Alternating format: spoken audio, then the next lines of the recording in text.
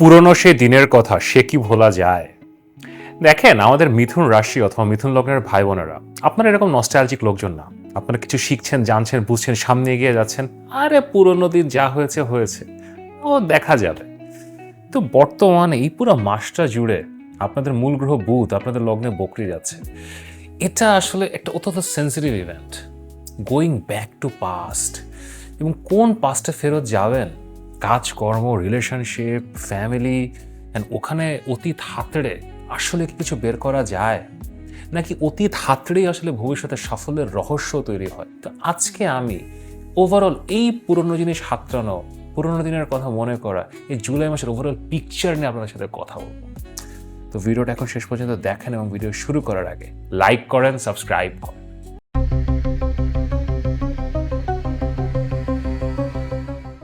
আমি মাহার, আপনারা দেখছেন আমাদের channel Maha your astrologer from Bangladesh. আশা করি আপনারা সবাই ভালো আছেন। আমার ফেসবুক এবং ইউটিউব মিলিয়ে অলমোস্ট 1,00,000 ফলোয়ারের আপনারা সবাই হয়তো গত কয়েকদিন আমার সাথে যোগাযোগ করার চেষ্টা করেছেন এবং সবার একই প্রশ্ন যে ভাই, বৃহস্পতি তো তুঙ্গে গেছে কিন্তু কিছু তো হচ্ছে না। আমি, আমার পুরো টিম, আমরা পাগল হয়ে গেছি। একই প্রশ্ন সবার কাছ থেকে। আমি অনেকের সাথে কথা বলেছি, ব্যাখ্যা করেছি। তো একটা ব্যাপার আপনাদেরকে বলি, রেজাল্ট আসবে এবং এটা ধৈর্যের সময়। এবং বিশেষ করে জুলাই মাস, আমি জুলাই তারামণ্ডলে যাচ্ছি, জুলাই মাসে আসলে ধৈর্য ধরতে হবে। জুলাই মাসে গ্রহ নক্ষত্রের খুব বেশি নড়াচড়া আসলে নেই। প্রথম মেজর যেই ঘটনাটা ঘটছে সেটা হচ্ছে জুলাই মাসের 4 তারিখে শুক্র বা ভিনাস সে কর্কট রাশিতে গুরুর থেকে বের হয়ে, বৃহস্পতি থেকে বের হয়ে সে সিংহ রাশিতে ঢুকছে এবং কেতুর সাথে যোগ দিচ্ছে। এটা একটা অত্যন্ত জটিল কম্বিনেশন। আমি কথা বলবো রাশিফলে এগুলো নিয়ে, কিন্তু এটা আসলে গোপনীয়তারই কম্বিনেশন, ধৈর্যেরই কম্বিনেশন। এরপরে আপনার নেক্সট মুভমেন্টটা হচ্ছে জুলাই মাসের 17 তারিখে সূর্য বা রবি সে মুভ করছে। সে এতদিন সে এখন মিথুন রাশিতে ছিল, সে এখন মিথুন রাশি থেকে সে বৃহস্পতির সাথে যোগ দিচ্ছে, কর্কট রাশিতে তুঙ্গে বৃহস্পতির সাথে যোগ দিচ্ছে। এরপরে 24শে জুলাই বুধ যে বকরি যাচ্ছে সেটা মার্গি যাওয়া শুরু করবে। সো একটুখানি রিলিফ আসবে, কিন্তু এই রিলিফ বেশি দিনের নয়, কারণ 2-3 দিন পরেই 26 বা 27 জুলাই শনি বকরি যাওয়া শুরু করবে। দেখেন, শনি বকরি বা স্যাটার্ন রেট্রোগ্রেড জ্যোতিষশাস্ত্রে অনেক বড় ইভেন্ট। আমি এটা নিয়ে আলাদা ভিডিও বানাবো, অনেক ডিটেলে সকল রাশি বা লগ্নকে নিয়ে বলবো। কিন্তু এখন শর্টে যদি বলি, এটাও আসলে স্টিলনেসই দেখায়। বাট এটা ছাড়া মঙ্গল বৃষ রাশিতে বসে আছে, আপনার রাহু কুম্ভ রাশিতে, কেতু সিংহ রাশিতে, এখন সে শুক্রের সাথে এসছে, বাট সে তো সিংহ রাশিতেই বসে আছে। So overall this is a month of stability, month of planning, পিছনের জিনিসগুলোকে কন্টেমপ্লেট করা, রিঅ্যানালাইজ করা। এবং বৃহস্পতি আপনাকে জুন মাসে 26 ও 27 তারিখে যে ডিরেকশন দিয়েছে সেটা সম্বন্ধে চিন্তা করা এবং সামনের পরিকল্পনা করা। সো ওভারঅল খুবই সেন্সিটিভ মান্থ, খুবই ইন্টারেস্টিং মান্থ। তো এখন আপনাদের জন্য কি হবে, কোন দিকে যাবেন, কি করবেন, এই সব কিছু নিয়ে চলেন দেখি আপনার রাশি বা লগ্নের জন্য জুলাই মাসের রাশিফল। জেমিনাই পিপল, আমাদের মিথুন রাশি বা মিথুন লগ্নের ভাই বোনেরা, প্রজাপতির মতো চঞ্চল, দুরন্ত, চিরতরুণী, আমাদের মধ্যে সবচেয়ে বুদ্ধিমান, সবচেয়ে বুদ্ধিমতী। কেমন আছেন আপনারা? আপনারা এই মাসে স্লো হয়ে গেছেন। এই মাসে হয়ে গেছে আপনাদের জীবন স্লো, অনেক বেশি স্লো। রিয়ার ভিউ মিররে পাস্ট লাইফকে দেখছেন, অনেক কিছু ঘটছে। কিন্তু এত কিছুতে আমি যাব তার আগে আমার প্রিয় বুদ্ধিমান বুদ্ধিমতী ভাই বোনেরা, ভিডিও দেখছেন, ভালোবাসা দিচ্ছেন, আমার কাছ থেকে প্রচুর পরামর্শও আপনারা নেন, কিন্তু লাইক করছেন না এবং আমার চ্যানেলকে সাবস্ক্রাইব করছেন। অলমোস্ট 85% ভাই বোনেরা আমার চ্যানেলকে সাবস্ক্রাইব করছে না। চ্যানেলকে সাবস্ক্রাইব করেন এবং ভিডিওটা যারা দেখছেন ভিডিওকে লাইক করেন। আর পরামর্শ যদি নিতে চান তাহলে তো এখানে আমার হোয়াটসঅ্যাপ নাম্বার, অবশ্যই পরামর্শের জন্য মেসেজ করতে পারেন। Now let's come back to পুরনো সেই দিনের কথা, রবীন্দ্রনাথ ঠাকুরের গান সে কি ভোলা যায়, যেটা জুলাই মাসে আপনাদেরকে একটু হলেও পীড়িত করবে। দেখেন, জ্যোতিষশাস্ত্রে যখন আমরা প্রিডিকশনস করি, আমরা সাধারণত দুভাবে জিনিসটাকে হ্যান্ডেল করার চেষ্টা করি। প্রথমটা হচ্ছে নর্মাল প্রিডিকশন দেওয়া, যে আপনার ওয়ার্ক লাইফ কেমন যাবে, আপনার লাভ লাইফ কেমন যাবে, ফিনান্সিয়াল সিচুয়েশন কেমন যাবে, আপনারা জানতে চান এগুলো, সো আমি বলি। কিন্তু আরেকটা অত্যন্ত গুরুত্বপূর্ণ বিষয় আছে, সেটা হচ্ছে একটা মানুষের মনস্তত্ত্ব। আপনি মানসিকভাবে কি ফিল করছেন। এখন ধরেন এই মাসে আপনার কথার কথা, ফর এক্সাম্পল, লাভ লাইফ খুব ভালো যাবে, আপনার নতুন কারোর সাথে পরিচয় হওয়ার সম্ভাবনা আছে, পুরাতন প্রেমিক প্রেমিকা ফেরত আসার সম্ভাবনা আছে, অনেক কিছু হতে পারে।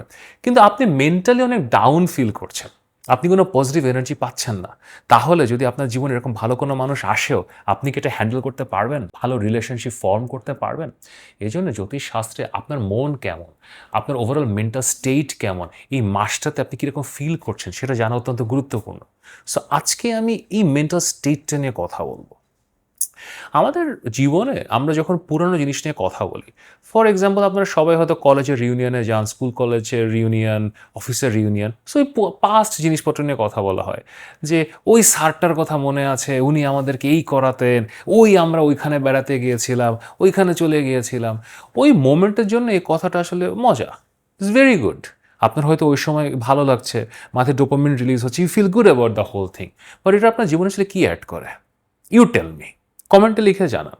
আপনি বাসায় চলে আসবেন, রাত্রে ঘুমাবেন, কালকে অফিসে যেতে হবে, অথবা কোনো কাজ করতে হবে, অথবা আপনার কোনো কাজ নাই, কাজ খুঁজতে হবে।